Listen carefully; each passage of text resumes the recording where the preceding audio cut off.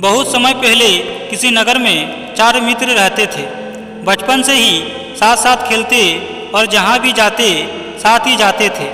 इसी तरह से समय बीतता गया और वह सब बड़े हो गए और बड़े होते ही तीनों मित्र तो विद्या अध्ययन करके विभिन्न विद्याओं में निपुण हो गए, किंतु चौथा मित्र अपनी पारिवारिक परिस्थितियों के चलते पढ़ न पाया। परंतु भले ही वह किसी विद्या में निपुण न हो सका, किंतु उसे व्यवहारिक ज्ञान बहुत था। एक दिन शाम के समय चारों मित्र एक साथ बैठे थे। तब एक मित्र ने कहा कि अब हम पूर्ण युवक हो चुके हैं, इसलिए अब हमें धन कमाने के विषय में सोचना चाहिए। तभी दूसरे मित्र ने कहा कि धन कमाने के लिए हमें परदेश जाना चाहिए, क्योंकि देखा गया है कि जो परदेश जाते हैं वे बहुत धन कमा कर लौटते हैं। इसी तरह से 3 पढ़े लिखे मित्रों ने तय किया कि वे धन कमाने के लिए परदेश जाएंगे और अलग अलग राज्यों में जाकर अपनी अपनी विद्या का प्रदर्शन करेंगे और उनके प्रदर्शन से खुश होकर राजा और धनी लोग उन्हें पुरस्कार और इनाम देंगे। इस तरह से वे धन कमा सकते हैं। परंतु चौथा मित्र चुप बैठा था, क्योंकि समस्या चौथे मित्र की थी। उसे तो कोई विद्या आती ही नहीं थी। तब तीनों मित्र ने तय किया कि हम तीनों जो भी कमाएंगे उनमें से कुछ भाग इसे भी देंगे। इस तरह चौथा मित्र भी उनके साथ हो गया और वे सभी दूसरे राज्य की ओर निकल पड़े। जाते जाते रास्ते में जब वे जंगल से होकर गुजर रहे थे, तब एक जगह उन्हें कुछ हड्डियां पड़ी हुई दिखाई दी। उन्होंने उन हड्डियों को बहुत ध्यान से देखा, परंतु बहुत सोचने पर भी उन्हें यह समझ में नहीं आया कि आखिर वे हड्डी किस जानवर की है। तब उन हड्डियों को गौर से देखते हुए एक मित्र बोला कि हम सभी अपनी अपनी विद्या के बल पर धन कमाने का उद्देश्य लेकर जा रहे हैं। क्यों ना हम पहले एक बार इन हड्डियों पर अपनी अपनी विद्या का परीक्षण कर ले। इस तरह तीनों पढ़े लिखे मित्र इस पर सहमत हो गए। पहला मित्र बोला, मैं अपने मंत्रों की शक्ति से इन बिखरी और टूटी हुई हड्डियों को जोड़कर कंकाल में बदल सकता हूँ। तभी दूसरा मित्र बोला, मैं अपने मंत्रों की शक्ति से उस कंकाल पर मांस, रक्त और खाल चढ़ा सकता हूँ। पहला और दूसरा मित्र की बात सुनकर तीसरा मित्र बोला, मैं अपने मंत्रों की शक्ति से उस मृत शरीर में प्राणों का संचार कर सकता हूँ। इस प्रकार से तीनों मित्र अपनी अपनी विद्या के परीक्षण में जुट गए और पहले ने मंत्र पढ़ा। मंत्र पढ़ते ही बिखरी हुई हड्डियाँ आपस में जुड़ने लगी और कंकाल का ढांचा तैयार हो गया। और उसने गर्व से अपने मित्रों की ओर देखा और दूसरे मित्रों ने उसकी विद्या की बहुत प्रशंसा किया। इसी प्रकार से जब दूसरे मित्र ने मंत्र पढ़ा तो उस कंकाल पर मांस और चमड़े की परत चढ़ गई। उसने भी छाती फुलाकर अपने मित्रों की ओर देखा।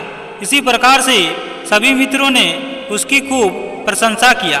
अब तीसरे मित्र की बारी थी, जिसे उस शरीर में प्राणों का संचार करना था।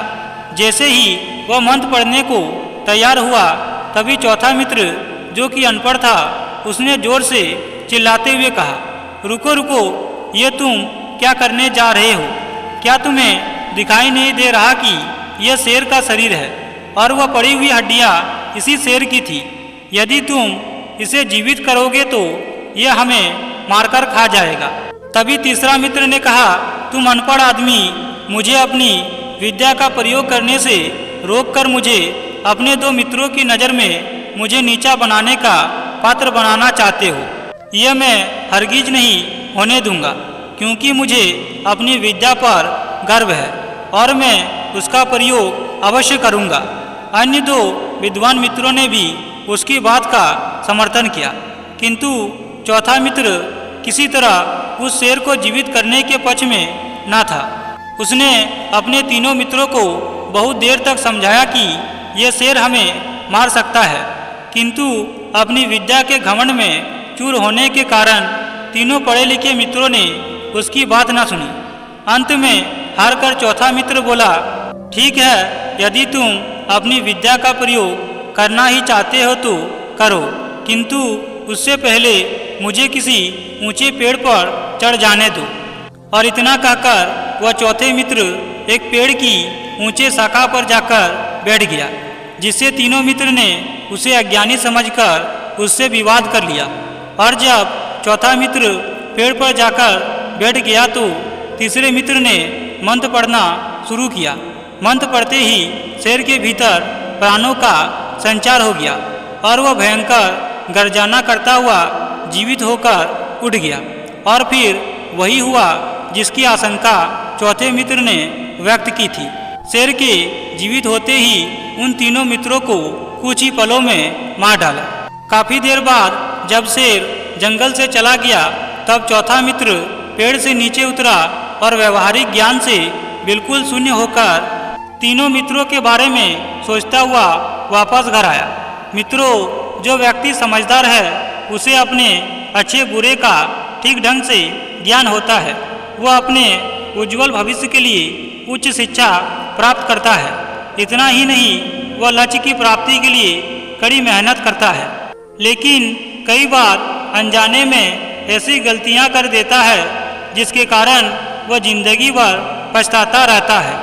ऐसे ही व्यक्ति को जीवन में हर किसी से अच्छे संबंध रखना चाहिए, क्योंकि आने वाले समय में वह सुख दुख के साथी बनते हैं। इसी तरह जीवन में कभी भी किसी भी व्यक्ति को इन तीन लोगों से किसी भी तरह का विवाद नहीं करना चाहिए। पहला है मूर्ख व्यक्ति।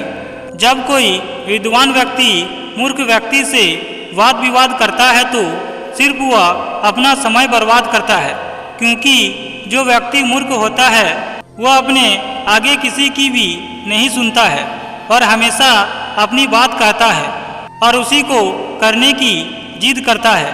इसलिए ऐसे व्यक्तियों से हमेशा दूरी बनाकर रखनी चाहिए, क्योंकि ये लोग सिर्फ आपका समय बर्बाद कर आपके दिमाग को खराब कर सकते हैं। दूसरा है मित्र। कहा जाता है कि व्यक्ति के जिंदगी में मित्र ही ऐसा व्यक्ति होता है जो उसे हर सुख दुख में साथ खड़ा रहता है।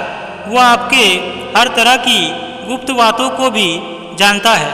ऐसे में अगर अपने मित्र से विवाद करते हैं तो हो सकता है कि वह आपकी ही गुप्त बातों को आपके खिलाफ इस्तेमाल कर सकता है। इसलिए कभी भी मित्र से वाद विवाद करने से बचना चाहिए। तीसरा है गुरु। गुरु वह व्यक्ति है जो हमेशा सही मार्गदर्शन देकर लक्ष्य की ओर ले जाता है। गुरु के बिना आप ठीक ढंग से ज्ञान भी अर्जित नहीं कर सकते हैं। ऐसे में अगर आप गुरु से बेकार में वाद विवाद करेंगे तो आपके भविष्य पर बुरा असर पड़ेगा।